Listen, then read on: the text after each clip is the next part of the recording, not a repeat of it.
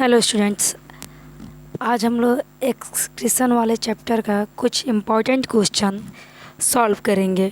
ठीक है, मैंने लाइव वीडियो में इसको सॉल्व कराया था, लेकिन नेटवर्क इशू होने की वजह से थोड़ा सा जो है आवाज़ क्लियर नहीं थी, इसलिए इसको रीसॉल्व करा रहे हैं। ठीक है, आइए देखते हैं। पहला क्वेश्चन है, capillaries exchange the following between the blood and tissue. ये कह रहे हैं कि जो कैपिलरीज होती है वो ब्लड और टिश्यू के बीच में क्या एक्सचेंज करती है। तो आप जो है ऑप्शन देखिए, पहला दिया गया है oxygen, carbon dioxide, nitrogen, plasma. Nitrogen की तो कोई बात ही नहीं है, नाइट्रोजन के तो एक्सचेंज की हम लोग कोई बात ही नहीं की है। दूसरा देखिए दिया गया है oxygen, carbon dioxide, food and waste. Yes, second is the correct option.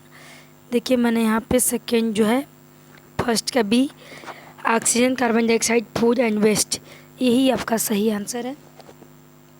और यहाँ पे देखिए मैंने इसका एक्सप्लेनेशन रखा हुआ है, the wall of capillaries as the very thin.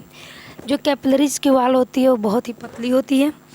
Gas, digested food, hormone, water, waste product of the body easily passes through the capillary and get exchange in the bloods. ये कह रहा है कि जो कैपिलरी की वॉल है वो बहुत पतली होगी, वो क्या क्या एक्सचेंज करेगी, गैसेस, डाइजेस्टेड फूड, हार्मोन, इसके अलावा waste product of the body easily pass through the capillaries and get exchange in the blood। Okay, ये आपका पहला क्वेश्चन कंप्लीट हुआ। आइए सेकंड क्वेश्चन की तरफ बढ़ते हैं। दूसरा क्वेश्चन बहुत ही आसान क्वेश्चन दिया गया है, salt and urea are filtered out by the blood mainly by the, किसके द्वारा, तो आप किडनी लगाएंगे, kidney. Option C is the correct, ये रहा आपका ऑप्शन सी। और इसका एक्सप्लेनेशन देखिए मैंने लिखा है, kidney filter out the salt and urea from the body. Salt और यूरिया को कौन फिल्टर करके बॉडी से बाहर करेगा, किडनी। आइए नेक्स्ट क्वेश्चन देखते हैं। अगला क्वेश्चन दिया हुआ है, question number third, the substance not circulated by the circulatory system. इसमें से कौन सा सब्सटेंस है भाई जो सर्कुलेटरी सिस्टम के द्वारा सर्कुलेट नहीं होगा। फूड होगा, हार्मोन होगा, ऑक्सीजन भी होगा, तो सीधी सी बात है भाई नाइट्रोजन नहीं होगा। डी ऑप्शन इज़ करेक्ट, ये रहा आपका एक्सप्लेनेशन, आंसर डी। और ये रहा इसकी complete explanation, nitrogen is not circulated by the circulatory system, we get nitrogen from the protein rich food we Yeats.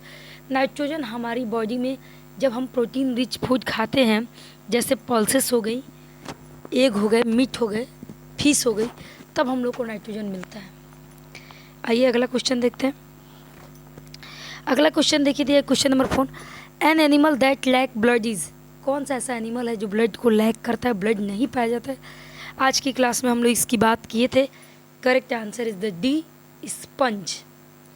Sponge और हाइड्रा में जो है ब्लड नहीं होगा, क्योंकि स्पंज और हाइड्रा में जो भी फूड का ट्रांसपोर्टेशन होता है वो किसके द्वारा होगा, वाटर के द्वारा। तो आप ये इसका एक्सप्लेनेशन है, इसको अच्छे से देख लीजिए। Sponge do not have the blood, sponge के पास ब्लड नहीं होता है। They observe oxygen and nutrients and the elements, they are waste directly into the surrounding that is water. Clear है बच्चा। इसी के साथ क्वेश्चन नंबर 4 जो आपका कंप्लीट होता है। आइए क्वेश्चन नंबर 5 पे। क्वेश्चन नंबर 5 देखिए क्या कह रहा है, in which of the following is the order of organ correct. ये एक्सक्रीटरी सिस्टम में आज ही मैंने क्लास में पढ़ाया है कि एक्सक्रीटरी सिस्टम में 4 मेन आर्गन होंगे, kidney, ureter, urinary bladder, urethra. इसलिए ऑप्शन आपका बी इज़ द करेक्ट, ये इसका आंसर है।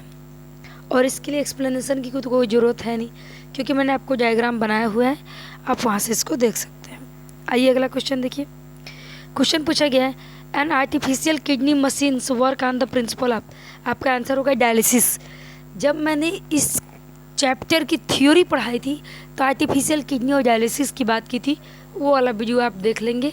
वो वीडियो एक्सक्रीशन के नाम से, ये एक्सक्रीशन फुल चैप्टर डालेंगे आ जाएगा बाई पूजा मैम या पूजा सिंह डालेंगे तो आपको मिल जाएगा। डायलिसिस देखिए क्या होता है, डायलिसिस को थोड़ा सा यहाँ पे मैंने एक्सप्लेन किया है। Dialysis is the process of separating small molecule from the large molecule using A membrane.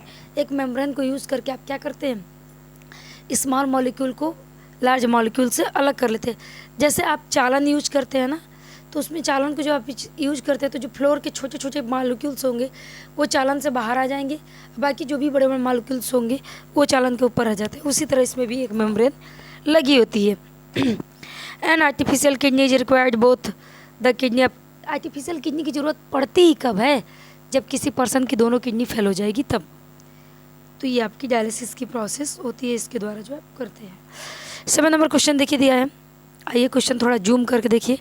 The disease not spread through the blood transfusion.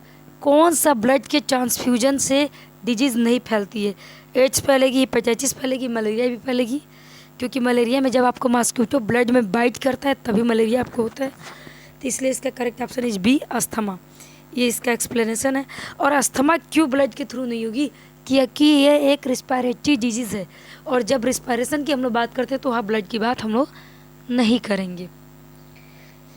तो ये देखिए इसका एक्सप्लेनेशन है। Asthma is the respiratory disease, it does not spread through the blood transfusion. AIDS, hepatitis and malaria spread through the blood transfusion.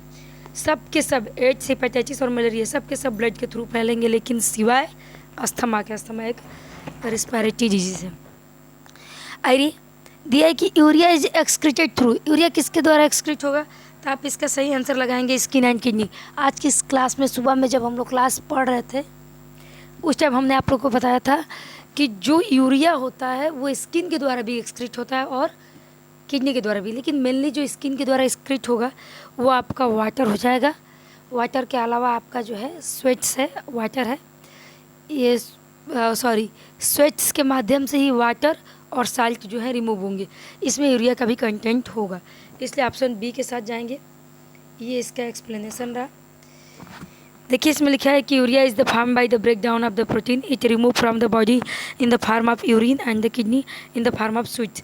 ये कह रहा है कि जो यूरिया है हमारी बॉडी से किडनी के द्वारा यूरिन के फॉर्म में और स्वीट के द्वारा, स्किन के द्वारा स्वीट के फॉर्म में रिमूव हो जाएगा। आइए अगला क्वेश्चन देखते हैं, क्वेश्चन नंबर 9। क्वेश्चन नंबर 9 देखिए भाई दिया हुआ है कि विच of the following organism is not a multi cellular. कौन सा इसमें से मल्टी सेलुलर नहीं है? तो आप सीधी सी बात है ना, अमीबा को ढूंढेंगे। 4 मैंने एनिमल के नाम आप लोग को लिखवाए थे यूनिसेलुलर में, अमीबा, पैरामीशियम, यूग्लिना, इसके अलावा ईस्ट। तो आप यहाँ पे अमीबा के साथ जाएंगे, बाकी सब के सब मल्टी सेलुलर है। अगला क्वेश्चन देखिए, आर्टरीज जो होती है उसमें क्या होगा? आर्टरीज में सबसे पहली बात तो आप थिक मस्कुलर वाल ढूंढेंगे। मैंने क्लास में बताया था कि अगर वेन होगा तो थिन होगी, अगर आर्टरी है तो थिक होगी। तो यहाँ पे करेक्ट आंसर जो आपका होगा वो है आपका बी और सी। बी और सी ऑप्शन ढूंढेंगे आप इसमें। बी और सी क्या है? तो ऑप्शन डी में आपको मिल जाएगा। इसमें are the deep seated under skin होती है और हैव थिक मस्कुलर वाल होती है आर्टरी। आइए नेक्स्ट क्वेश्चन, अगला क्वेश्चन देखिए दिया है 11 number. Amoeba carry out transport of the material through the, किसके थ्रू होगा? तो आप बताएंगे the steaming movement of each cytoplasm. Cytoplasm के स्टीमिंग मूवमेंट से ही ये जो है इसमें ट्रांसपोर्टेशन होगा। ये सही आंसर है। आगे बढ़ते हैं, क्वेश्चन नंबर 12 देख लीजिए। In which group is the word which does not belong. इसमें से आपको देखना है कि कौन सा एक बिलोंग नहीं करेगा। जैसे उसमें हम लोग पढ़ते हैं ना, फाइंड आउट द आड, आड को चूज करिए, उसी तरह से आड चूज करना है। लीवर, लंग, स्किन, किडनी, ये सब के सब एक्सक्रीटरी ऑर्गन है, सही है। Urine, sweats, oxygen, carbon dioxide, गलत है भाई। यहाँ ऑक्सीजन हम लोग का वेस्ट मटेरियल नहीं है, ना तो वेस्ट गैस है ना ही वेस्ट मटेरियल है। तो ऑक्सीजन हम लोग तो टेक करते हैं, ऑब्जर्व करते हैं, इसलिए ये ऑप्शन आपका गलत हो जाएगा। यही सही है, मतलब बी ऑप्शन इज करेक्ट। बाकी देखिए थर्ड वाले में बटरफ्लाई, कॉकरोच, बीटल एंड, ये सब के सब क्या है? इंसेक्ट है। हार्ट, आर्टरीज, वेन, कैपिलरीज, ये सब के सब सर्कुलेटरी सिस्टम में है, इसलिए सब सही है। आइए आगे बढ़ते हैं। अगला क्वेश्चन आपसे पूछा गया है the 2 function of the kidney feel. अब बताइए किडनी का 2 फंक्शन क्या है? तो आप कहेंगे maintenance the salt balance. Salt हमारा सोडियम क्लोराइड NaCl का बना है, इसको बैलेंस करेगा, इसके अलावा ये फिल्टर करेगा वेस्ट को, इसलिए ऑप्शन बी के साथ हम लोग जाएंगे। और सोडियम, पोटेशियम, कैल्शियम, इन सब आयन को जो है बैलेंस करता है। यहाँ पे आप देख सकते हैं इसका जो एक्सप्लेनेशन है, waste are filtered out in the kidney, kidney also maintain salt balance by the removing excess sodium, potassium, calcium. जब हमारी बॉडी में सोडियम, कैल्शियम, पोटेशियम ये सब एक्सेस में होने लगेगा तो उसको बैलेंस करेगा कौन? कौन बैलेंस करेगा? किडनी। क्यों? क्योंकि स्वेट के द्वारा साल्ट को रिमूव करने लगेगा ताकि ये बैलेंस हो जाए। आइए अगला क्वेश्चन, क्वेश्चन नंबर 14 लग रहा है मिस हो गया है। इस क्वेश्चन में, क्वेश्चन नंबर 15 में कुल आपको जो है, इस क्वेश्चन में आपको 6 to 7 क्वेश्चन मिलेंगे, मे बी शायद 10 क्वेश्चन है ये। आइए एक एक क्वेश्चन करते हैं। हमने बताया है कि आर्टरी जो होती है ब्लड को फ्लो कराती है हार्ट टू बॉडी आर्गन्स, लेकिन आपसे पूछा यहाँ पे लार्जर आर्टरी क्या होगी, तो लार्जर आर्टरी में आप आंसर बताएंगे द एरोटा, मैंने लिखा है। दूसरा क्वेश्चन दिया है यूरिन कलेक्टेड साइट, यूरिन जिसमें कलेक्ट होगी उसको क्या कहते हैं, तो आप बी के आंसर लगाएंगे यूरिनरी ब्लैडर, यहाँ मैंने लिखा हुआ है।